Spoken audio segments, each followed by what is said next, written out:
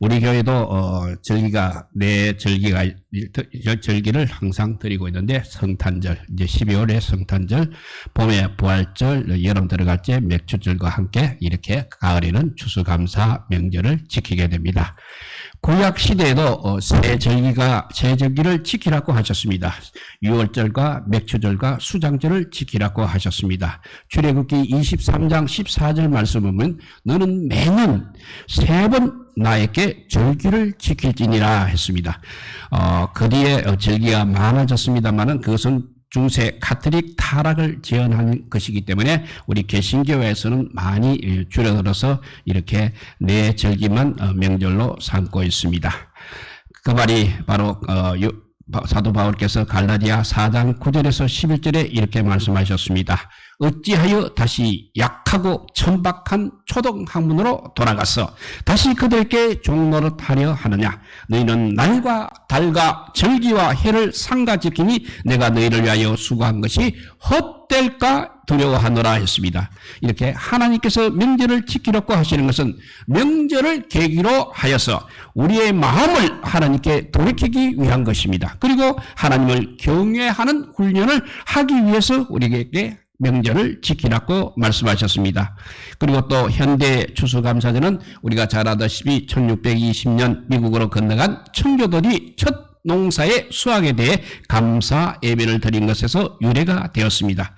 그렇지만 이 추수감사절은 그때부터 유래가 된 것이 아니라 이렇게 오늘 말씀 읽은 대로 구약 시대부터 하나님의 명령으로 지켜온 절기라는 것을 우리가 기억하시기 바랍니다. 그래서 첫째 추수감사절은 한 해의 수확을 감사하는 수장절이 되어야 합니다. 그래서 출애굽기 23장 16절에도 보면 수장절을 지키라. 이는 너가 수고하여 이룬 것을 연말에 밭에서부터 거두어 저장함이니라 했습니다. 그리고 오늘 39절 말씀에도 너희가 토지 소산 거두기를 마치거든 여호와의 절기를 지키래 했습니다.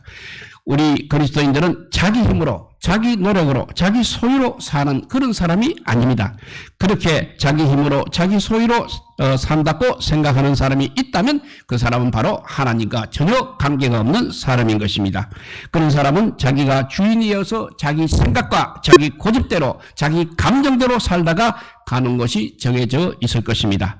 우리 그리스도인들은 반드시 하나님의 은혜로 구원을 받았습니다. 그리고 그 구원의 은혜와 구원의 복으로 살아가는 사람들인 것입니다. 그래서 그리스도인들은 항상 범사에 하나님께 그 은혜를 감사하는 사람들입니다. 추수감사절은 한 해 동안 하나님의 은혜로 내가 수고하여 이룬 것을 연말에 밭에서부터 거두어 수장한 것에 대해서 감사하며 지키는 절기인 것입니다. 한 해 동안의 토지 소산을 거두기를 마치고는 여호와의 절기를 지키라고 말씀하고 있습니다.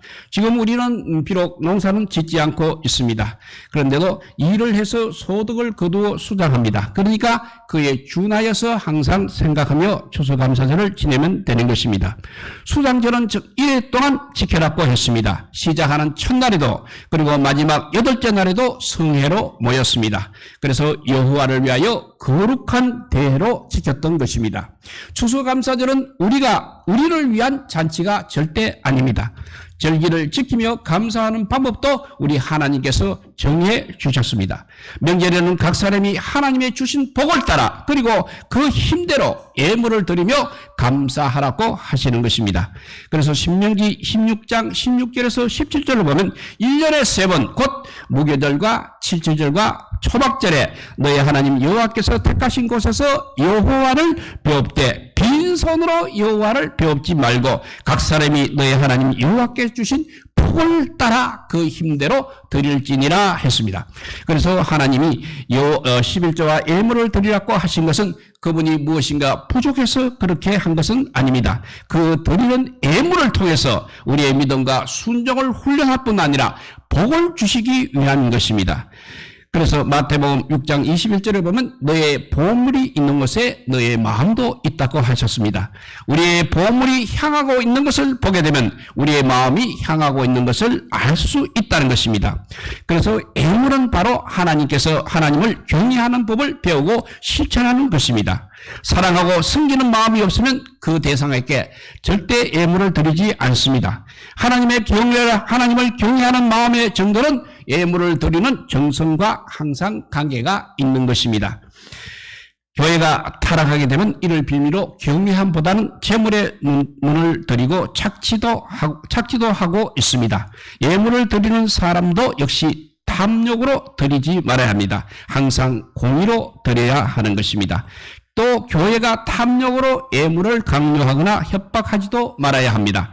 교회가 또 탐욕으로 그 예물을 사용하지 말아야 합니다. 항상 예물은 공의로 사용해야 하는 것입니다.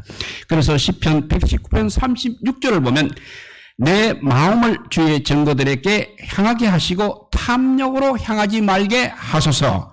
이렇게 말했습니다. 예물을 드리는 자나 사용하는 자나 그 중심에는 항상 하나님의 경외함과 하나님의 공의가 자리해야 한다는 것입니다. 그렇지 않으면 하나님의 공의와 법도를 위반하는 것이 되는 것입니다. 그래서 마땅히 그 책임을 져야 하는 것입니다. 예물은 하나님을 경외하는 마음으로 하나님께 드리는 것입니다. 절대 사람에게 드리는 것이 아닙니다. 그래서 억지로나 또 인색함으로 드리지 말라고 하셨습니다. 하나님께서는 그 예물을 교회 운영과 하나님 나라 확장에 쓰게 하십니다. 그리고 하나님께서는 공의로 드린 예물에 항상 축복을 내려주십니다. 하나님께서는 하늘에서 필요한 재물을 교회에게 부어주시는 것이 아닙니다. 구약에서 성도들의 예물이 인색할 때 제사장들이 흩어졌습니다. 성전도 무너지게 되었습니다. 결국 그것이 이스라엘 민족 나아가서는 이스라엘 나라의 멸망으로까지 이어졌던 것입니다. 하나님께서 복 주셨음을 인정하면 명절에 주신 복을 따라 그리고 그 힘대로 드리라고 하신 것입니다. 여호와 하나님을 경외하고 섬기는 마음이 그래서 자라나게 될 것입니다. 우리의 믿음 또한 항상 성장하고 성숙하게 될 것입니다. 이렇게 추수감사절은 첫째, 한 해의 수확을 감사하는 수장절이 되어야 됩니다. 두 번째, 추수감사절은 구원을 감사하는 초막절이 되어야 합니다. 모든 수확을 저장하고서 지키는 명절을 수장절이라고 하면서도 왜 또 초막절이라는 이름이 더 붙었습니까? 그리고 또 왜 그 명절 기간 동안 초막 생활을 하게 하셨습니까? 그리고 너희 대대의 영원한 규례로 이를 지키라고 그렇게 말씀하셨습니까? 그 첫 번째 뜻을 살펴보면 하나님께서 이렇게 친히 말씀하셨습니다. 오늘 본문 43절 보면 이는 내가 이스라엘 자손을 애굽 땅에서 인도하여 내던 때를 너희 대대로 알게 함이니라. 나는 너희의 하나님 여호와이니라 했습니다. 하나님께서는 한 해 동안 수확을 하여 저장한 복도 즐거워해야 할 일입니다. 그렇지만 이스라엘을 애굽 땅에서 인도하여 내던 바로 그 때를 알라는 것입니다. 그래서 초막절마다 구원의 복을 기억하라는 것입니다. 오늘 한 해의 수확이 있기까지 하나님께서 하신 위대한 일을 기억하라는 것입니다. 한 해의 풍성한 수확 가운데 있기 쉬운 것이 바로 이 구원의 복이라는 것입니다. 추수감사절을 수장절이라고 하면서 동시에 초막절이라고 하는 뜻이 바로 여기에 있다는 것입니다. 구약에서 구원에 대한 표현은 항상 애굽 땅 종되었던 집에서 인도하여 내셨다고 말씀하고 있습니다. 그래서 이것을 신약에 살펴보면 구원은 바로 우리가 세상에 종되었던 집에서 인도하여 내신 것이 바로 신약의 구약 의미가 되겠습니다. 그래서 교회는 세상에서 불러낸 자들의 모임이 교회인 것입니다. 하나님께서는 세상에서 우리를 불러내셔서 흑암의 나라에서 흑암의 권세에서 아들의 나라로 옮겨주셨습니다. 우리가 한 해 동안의 소득과 복 주신 것을 감사할 수 있는 것도 바로 이 구원이 있기 때문인 것입니다. 이 구원을 위하여 성자 예수님께서는 영원한 영광의 보좌를 버리시고 인간의 몸을 입고 이 땅에 오셨습니다. 그리고 우리 죄를 대신하여서 십자가에서 피 흘리시고 제물이 되셨습니다. 이 화목 제물로 인하여 하나님과 우리의 화목과 화평이 이루어졌던 것입니다. 그리고 믿음으로 은혜로 그리고 하나님께 구원받고 자녀가 되는 구원의 길이 비로소 열린 것입니다. 우리는 이 추수감사절에 한 해 동안 수확에 대해서 하나님 앞에 감사하고 즐거워해야 합니다. 그리고 우리의 구원을 위해서 십자가에서 피 흘리고 고난받으신 예수 그리스도를 깊이 생각해야 하는 절기인 것입니다. 그래서 그리고 초막절을 첫 번째 절은 구원의 복을 기억하라고 했습니다. 두 번째 뜻은 좋은 집, 정든 집, 편리한 집 다 버리고 이제 초막 안에서 이래 동안 초막절을 지키라고 하시는 것입니다. 이는 이스라엘 자손을 애굽 땅에서 인도하여 내던 때에 초막에 거주하게 한 줄을 대대로 알게 하기 위해서라고 하셨습니다. 아름다운 나무 실과와 종려나무 가지와 무성한 나무 가지와 신의 보도를 취하여 초막을 짓고 하나님 여호와 앞에서 이래 동안 즐거워하라고 하시는 것입니다. 왜 추수를 감사하는 수장절에 집도 아닌 초막 생활을 하며 초막절을 지키게 했습니까? 초막은 바로 구원받은 이스라엘이 실제로 겪은 광야의 고난을 상징하고 있는 것입니다. 애굽 땅 종되었던 그 집에서 구출해내신 후 곧장 가나안 기업, 즉 가나안 기업을 주시지 않고 광야에서 훈련과 연단을 받은 초막을 반드시 그 초막의 고난을 반드시 기억하라는 것입니다. 우리는 구원 후 항상 이렇게 초막의 광야의 초막 생활이 있음을 기억해야 하는 것입니다. 구원과 회심은 귀하고 필수 과정입니다. 그렇지만 그것은 시작뿐이고 그 다음은 시작뿐이고 항상 구원과 회심은 시작뿐이고 출발일 뿐인 것입니다. 그래서 우리는 거기서 자라야 하고 성숙해야 하고 대장부같이 견고해져야 하는 것입니다. 강한 아이로만 늘 머물러 있을 수가 없는 것입니다. 광야 초막 생활을 통해서 우리는 항상 자라고 굳건해져야 하는 것입니다. 그래서 신명기 8장 14절에서 16절을 보면 여호와는 너를 애굽 땅 종되었던 집에서 이끌어내시고 너를 인도하여 그 광대하고 위험한 광야 곧 불뱀과 정갈이 있고 물이 없는 간조한 땅을 지나게 하셨으며 또 너를 위하여 단단한 반석에서 물을 내셨으며 만나를 광야에서 너에게 먹이셨나니 이는 다 너를 낮추시며 너를 시험하사 마침내 너에게 복을 주려 하심이었느니라 했습니다.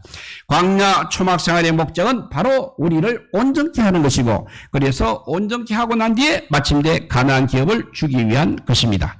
그래서 히브리서 13장 21절에도 모든 선한 일에 온전하기 위함이다 했고 로마서 8장 29절에도 아들의 형상을 본받게 하기 위함이다 했습니다. 잘못된 형통신앙은 바로 이 점을 생략합니다. 그리고 막발로 기복신앙으로 치닫는 것입니다. 우리는 그리스도의 장성한 분량까지 반드시 성장하고 성숙해야 하는 것입니다. 진리의 말씀과 진리의 성경을 따라 항상 새롭게 변화되어야 하는 것입니다. 몸에 밴 어린 시절과 조상들이 물려준 헛된 그리고 망연된 행실들은 다 버려야 하는 것입니다. 이 변화와 순종의 삶이 우리 스스로 되지 않기 위해 때문에 불뱀과 정갈이 있고 물이 없는 간조한 땅, 사막의 엄침한 골짜기도 통과하게 하시는 것입니다. 줄이게도 하십니다. 낮추게도 하십니다. 그러면서 우리를 하나님의 자녀다운 성품으로 만들어 가시는 것입니다. 초막생활은 세상으로부터 구원받은 사람들이 광야의 훈련과 연단을 거침을 상징하고 있는 것입니다. 우리 주님이 당신의 귀한 몸을 십자가에서 우리를 위한 화목제물로 바친 것처럼 우리도 우리 몸을 하나님께서 기뻐하시는 거룩한 산 제물로 드리는 삶의 훈련을 해야 하는 것입니다. 그것이 바로 자기를 부인하고 자기 십자가를 매일 지고 주님을 따르는 것입니다. 나는 날마다 죽노라 하는 것입니다. 내가 내 몸을 쳐서 복종시킨다고 하는 것입니다. 그리고 영으로서 몸의 행실을 죽여 사는 길을 가는 것입니다. 초막생활의 목적은 바로 우리의 성품을 온전하게 하고 우리의 행위를 온전하게 하기 위한 것인 것입니다. 우리는 구원받고 자녀가 되었으면 이 광야 초막생활을 통하여서 반드시 온전해져야 하는 것입니다. 초막생활의 목적을 알게 되면 우리는 고난 중에서도 영광을 바라며 즐거워할 수 있는 것입니다. 사막의 엄침한 골짜기를 통과하면서도 절대 두려워하지 않을 수 있는 것입니다. 그 광대하고 위험한 광야 그리고 불뱀과 정갈이 있고 물이 없는 광야를 통과하면서도 모든 것을 잃게 하는 시건하게 위기를 겪으면서도 우리는 좌절하거나 절망하지 않게 되는 것입니다. 초막 생활 중에도 우리 주님께서는 우리의 목자가 되셔서 부족함이 없게 하십니다. 만나도 주십니다. 생수도 주십니다. 옷이 휘어지지 않게 하십니다. 발이 두렵지 않게도 하십니다. 이래 동안 이렇게 초막에서 살면서 초막을 지키게 하신 이유가 바로 여기에 있는 것입니다. 이렇게 추수감사절은 첫째, 한 해의 수확을 감사하는 수장절이 되어야 합니다. 두 번째는 구원을 감사하는 초막절이 되어야 하는 것입니다. 마지막이 더 중요합니다. 세 번째, 추수감사절은 마지막 추수를 대비하는 절기가 되어야 하는 것입니다. 우리가 추수감사절을 맞을 때마다 기억하고 대비해야 할 것이 있는 것입니다. 우리가 우리의 생을 마치는 날, 우리에게도 역시 최종적인 추수감사절이 우리를 기다리고 있다는 것입니다. 일생 동안 초막하며 수장한 것을 내어놓고 계산하는 그리스도의 심판대가 반드시 있다는 것입니다. 해마다의 추수감사절은 초막생활의 은혜를 통해서 수확한 것을 우리가 계산합니다. 그렇지만 최종적인 이 추수감사절은 우리의 일생 동안의 초막생활을 통해서 수장한 것을 우리 주님께서 계산하고 우리 주님께서 상급을 결정하십니다. 하나님이 살아계신 것과 그분이 상 주시는 분임을 믿고 믿음으로 산 사람은 상을 받을 것입니다. 위에서 부르신 부름의 상을 표대로 삼아서 향해 달려가는 사람도 상을 받게 될 것입니다. 믿음을 지키고 달려갈 길을 다 달려간 사람은 또 의의 면류관을 받게 될 것입니다. 보물을 땅에 쌓아두지 않고 하늘에 쌓아둔 사람은 많은 상을 받을 것입니다. 초막생활의 고난을 잠시 가벼운 것으로 여기고 이겨낸 사람은 영원한 영광에 중한 것을 받게 될 것입니다. 그리스도와 함께 영광을 받기 위해 함께 고난을 받은 사람들도 영광을 받게 될 것입니다. 그리스도의 복된 교회를 위해서 남은 고난을 자기의 육체에 채운 사람들도 영광을 받게 될 것입니다. 육체를 위해서 심지 않고 성령을 위해서 심은 자들은 성령으로부터 영생을 거두게 될 것입니다.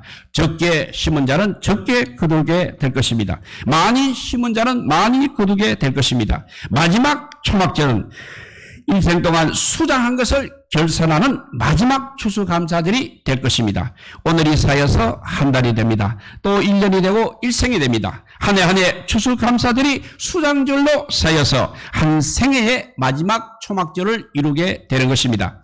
현재 우리가 무엇을 위해 심고 있는지, 무엇을 위해 살고 있는지 돌아보는 계기를 삼아야 할 것입니다.